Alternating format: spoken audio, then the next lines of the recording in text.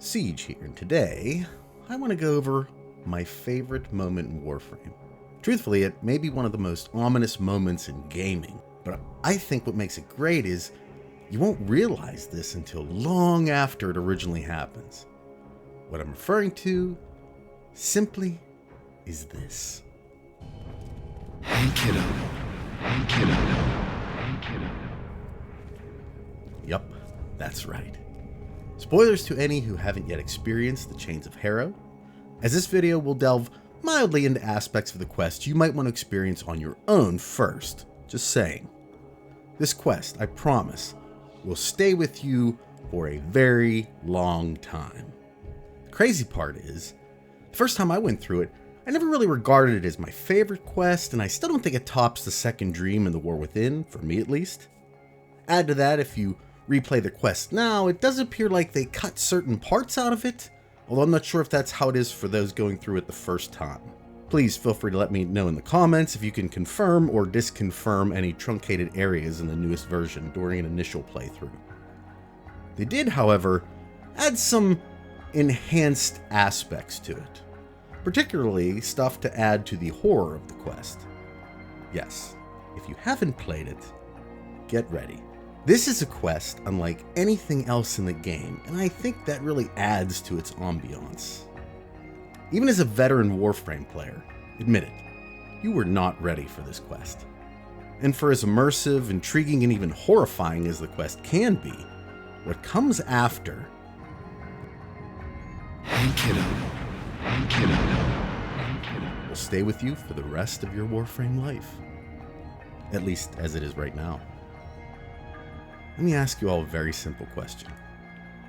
Upon logging into the game, how many of you make a pass around your orbiter? I know I do, because now you know. It's inside, and there's nothing you can do about it. Literally, years after completing this quest, I'm still always on edge. When returning from a mission, logging in, really anytime I find myself in the orbiter, I'm always wondering, is he here? How many times have you run back to your arsenal, fully intent on changing a build, getting a different weapon or warframe, or just redoing some part of your fashion frame, when you hear those two haunting words, Hey kiddo. which immediately snap you out of your menu in a frantic search to see where it came from, only to see a terrifyingly familiar face smiling back at you with that unnerving head shake. Back and forth. Back and forth. Currently, he will disappear if you confront him long enough, but that wasn't always the case now, was it? Used to be, he would stare back at you as long as you could handle it, only disappearing when you moved him out of your field of view, disappearing entirely as soon as you looked back again. That personally was my favorite, but the sheer terror of the man on the wall, to me at least, is the understanding you come to at some point, when you learn that he's never truly gone. Which leads me to possibly the most frightening aspect of all, the thing that got me thinking about making this video in the first place. I believe we've all been laboring under the idea that he's only on the ship when he makes his presence felt. But more and more, I'm starting to question that. See, there are countless times I've been in my orbiter by the navigation window for, 10, 15, even 20 minutes or even more. And when I finally figure out what I want to do next, heading back to the arsenal will reveal him standing on either side of it. Hey kiddo. Hey kiddo. Hey kiddo. Or worse, in the back, where one can access the railjack. And it was during one of these instances that the true nightmare of the interaction crept into my head, and I haven't been able to unthink it since. What if he's always somewhere on the ship? What if, when we don't see him, he's just in another room? He seems to have the ability to evaporate into thin air, but what if he's just making himself invisible? What if he's still sitting there? What if he's always behind us or in front of us? The concept of living with a ghost in the house isn't one many people consider a positive experience, and I think what makes it so bad is that you never know when you are being watched. You can never know true privacy, can you?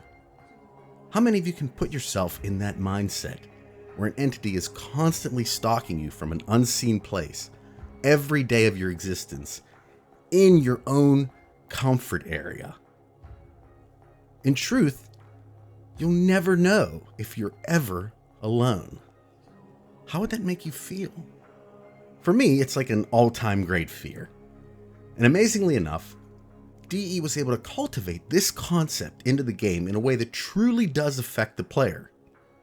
To this day, it's something that continues to stay with me, a jump scare I can never truly be comfortable with while I'm playing the game, because I just never ever know when he's gonna pop up, and furthermore, why? Why does he playfully taunt us like this? He never attacks, he never really does anything that negatively affects us, and yet it's that smile. Those eyes, that lifeless expression as his head sways from side to side, eerily grinning. And it makes me wonder, what exactly do you know? Why are you here, and what do you want from me? And then it hits me like a ton of bricks. He doesn't want anything. Why? Because he already has what he needs. Our fear. Hey, kiddo. Hey, kiddo. I mentioned in a previous video that if you're afraid of a thing in your life, just learn everything you can about it. But that's really the problem now, isn't it? We don't know anything about him, because no one really knows what's going on. Most of the lore surrounding the Man on the Wall is headcanon and speculation as to what he is and what he represents. And that, my friends, is the most horrifying part of it all. This is the one thing we can't make go away. We can't learn about it. We can't reason with it. We can barely communicate with it even when it wants to engage. It exists purely for its own purposes, of which we are completely blind to. And yet, here, waiting for us always, is him. And only after being visited a number of times does one truly understand the gravity of the situation. That no matter what we do, no matter where we go, no matter who we speak to, we can never escape the terrible destiny that awaits us all, personified by the two most striking words in the universe of Warframe. Hey, kiddo. Hey, kiddo. Hey, kiddo. These two words have and will stay with me long after I've stopped playing this game, and most likely games in general. In this context, they have burned an indelible mark upon my psyche, one I will most likely never escape. If I'm being honest, I've even found myself double-taking friends and acquaintances in the real world who use this phrase, wondering if I'm speaking to my friend or their doppelganger. Maybe you all should do the same. Let me just add real quick that I feel like Warframe has really gotten away from interesting storytelling, especially storytelling with significant feel moments. Things like the Tenno reveal, the realization of our powers against the Grineer Queen, and obviously the introduction of the Man of the Wall. These moments have stayed with me years after experiencing them for the first time, and to me, that's the measuring stick I use to gauge great gaming moments. We may disagree, but the stories surrounding the open worlds, the Heart of Deimos probably being the worst offender of this, aren't very intriguing, and if I'm being totally upfront, feel more like family squabbles that Tenno shouldn't even be involved in versus engaging narratives regarding important developments happening in the universe right now. I'm not going to get into the heart itself and DE's new love of disabling our Warframes in a game called Warframe, so that we have to play with the clunky, less fun version of Warframes they call Necromechs, because it's only going to make me mad. Honestly, I'm just not at a place to discuss it right now, only that I've got a whole new bag of issues with the direction of the game, so we can forget about Railjack for a while, which I think is saying something. With that being said, however, I hope you enjoyed the video today, and just remember to always check the entirety of your orbiter, maybe your own room before you turn out the lights, because you never know if, in fact, there's someone watching you.